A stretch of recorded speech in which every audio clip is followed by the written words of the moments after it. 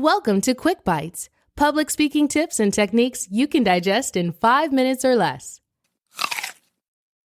Here's your host, Peter George. Are you an introvert? Great. Because too many people believe you need to be an extrovert to enjoy or excel at public speaking. Thankfully, this isn't the case.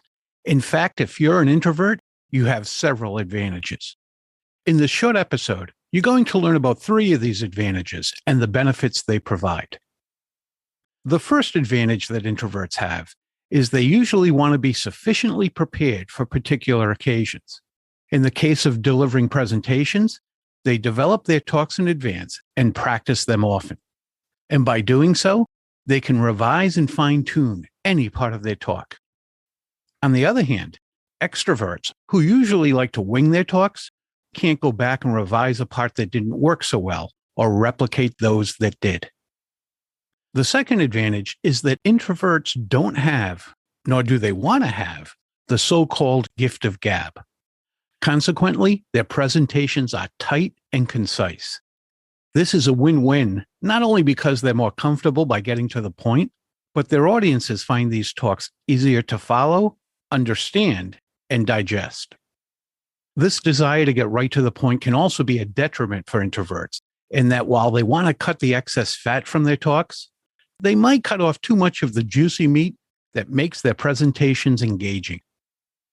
The third advantage introverts have when presenting is that they often excel at listening and observation skills. This provides them with a tremendous benefit in that they are keenly aware of the instant feedback they get from their audiences.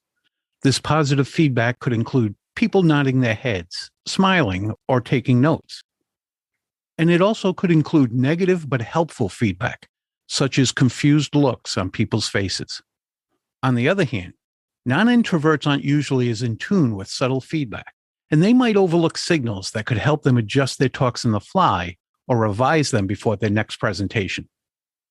If you're an introvert, you should be thankful for the advantages you have when speaking in public.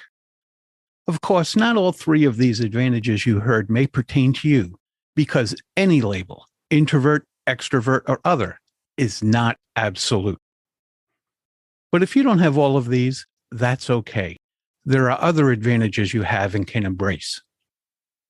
And if you're letting the fact that you're an introvert keep you from public speaking and sharing your gift with others, perhaps you can be inspired by these famous people who are self-proclaimed introverts.